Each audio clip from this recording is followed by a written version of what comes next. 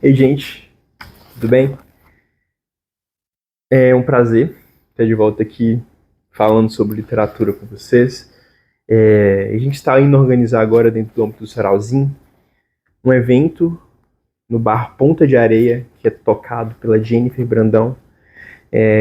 Um evento que vai ser uma arraiada de diversidade, em que a gente vai ter o formato básico do Sarauzinho, com roda de conversa, palco aberto, exposição artística convidada, venda de alimentícios, né? No caso ali vão ser feitos pela Sara, que é a mesma pessoa que fez os alimentos que a gente serviu no nosso samba do trabalhador. E vocês sabem que estava uma delícia, por favor, gente, estava muito bom. Enfim, mas isso aqui é uma divulgação literária, então a gente vai divulgar o evento a partir do que eu vou dizer aqui. Que vai dialogar, né, claro, com a proposta, com a pauta que a gente escolheu para esse evento. Diversidade. O livro qual eu vou divulgar aqui se chama O Amor dos Homens Avulsos, e ele foi escrito por um escritor carioca chamado Victor Eringer. E o Victor Eringer, ele foi muito feliz escrevendo esse livro, sabe? É um livro que vai retratar um pouco do Camilo, que foi apaixonado pelo Cosme. Os dois se conhecem crianças, os dois têm uma rivalidade a princípio. E como é que o Cosme chega até a casa do Camilo? O pai do Camilo, ele era um médico que trabalhava para a ditadura, fornecia laudos falsos, torturava, enfim, fazia parte do trabalho sujo desse regime nefasto que acometeu o Brasil. O Camilo, ele tem alguns detalhes dele, assim, né? Ele é um sujeito que tem uma deficiência, ele manca de uma determinada perna, ele é muito retraído, ele é muito só. Os pais dele viviam brigando, o pai dele passava muito tempo longe, né? Ditadura, muita gente para torturar, muita gente, enfim, para ocultar sinais, para dar laudo falso, e ele passava muito tempo fora de casa. E aí um belo dia, depois de passar muito tempo fora de casa, ele traz o Cosme, né, para dentro da residência. A mãe acha muito estranho, todo mundo acha muito estranho. Eles dois têm uma rivalidade a princípio. A irmã do Camilo se aproxima do Cosme. Enfim, tem ali um vínculo de amizade. Enfim, o livro ele é contado em alternâncias. É o Camilo já velho que está contando a história que está acontecendo. E quando o Camilo fala do futuro, ele está fazendo um esforço de relembrar o passado. E aí, conforme eu dei uma pesquisada em um artigo ali, que infelizmente eu não peguei o nome do cara para citar aqui, mas eu vou citar embaixo. Ele cita Benjamin para dizer que a memória é um meio pelo qual se explora o passado, não um instrumento. A memória é o próprio meio, é o próprio ato de escavar. Entende? É complexo, né? Ela não é a pá. Ela é o próprio meio, é o ato de escavar. É o ato de estar ali identificando para onde você vai, para onde você não vai, onde que pode ter um determinado artefato, onde é que você pode danificar um artefato, entender que não vai dar para compreender tudo, enfim. Esses pontos. É um livro, né? Como eu estou citando aqui, é um livro de diversidade, é um livro em que duas crianças que estão descobrindo a sexualidade, namorando, né? Tendo essa relação ali na pré-adolescência.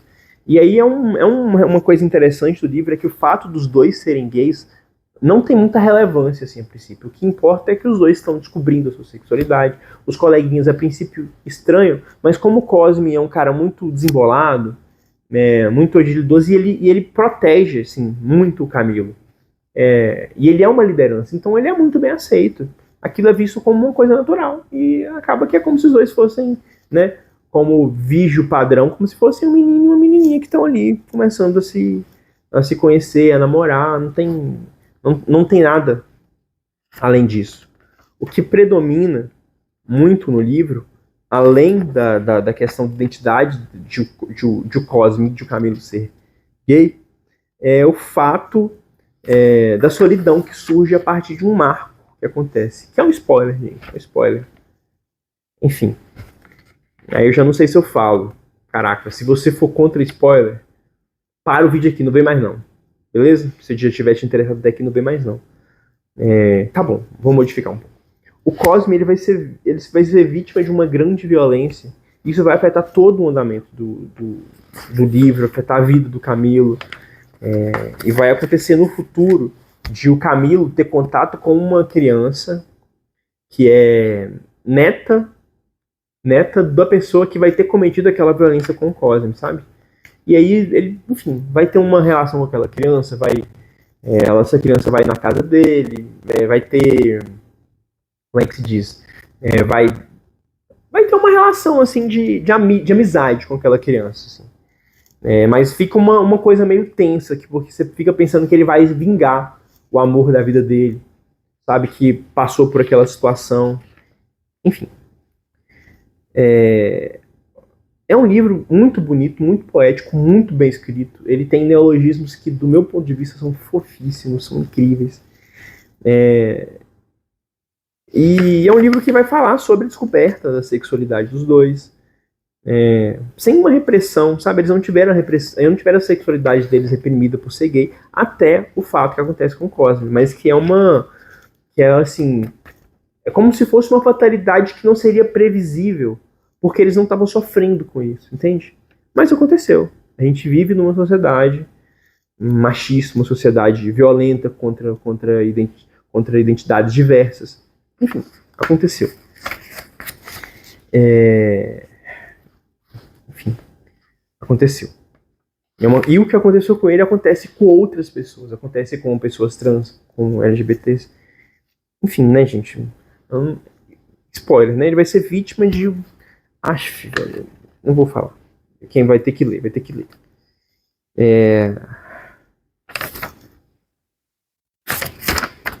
O que eu anotei já foi dito.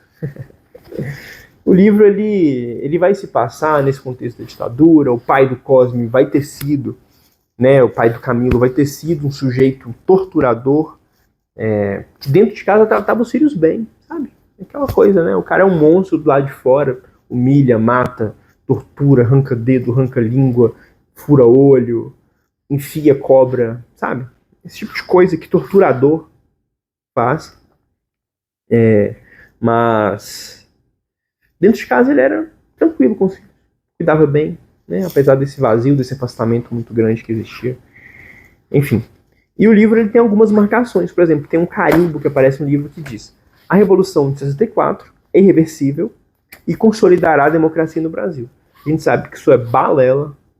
A Revolução de 64 não consolidou a democracia, ela impediu com que as reformas de base acontecessem dentro do nosso país.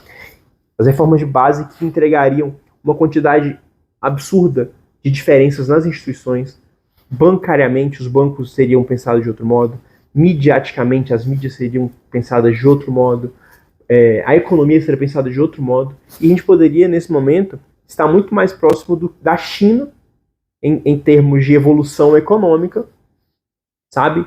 Do que estarmos nesse ponto de exportadores de commodities, produzindo soja a rodo, desmatando as nossas florestas, desmatando os nossos biomas, para produzir um produto que ele entrega, sim, um grande PIB para o Brasil, mas a custos muito grandes, ao custo da nossa biodiversidade, que é muito rica e é belíssima, ao custo do futuro de netos nossos, sabe? A gente está degradando o clima para fazer a produção extensiva de gado e de soja, né? Soja e outros produtos monoculturados.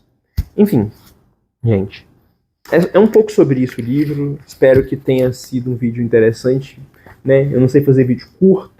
Espero que eu tenha sido didaticamente agradável para vocês. E mando um grande beijo e digo que no dia 5 eu estarei presente em Valadares. Vou estar tocando meu violão, vou estar tocando as minhas canções, vou estar tocando canções para que vocês cantem. E faço tudo isso com muito carinho. E vou estar contando com o apoio da Sara, do Andrew, da Letícia, da Jennifer, da Bia Venturini, da Dodora, enfim, de um largo número de pessoas que participam da construção do Sarauzinho com a gente. Tchau.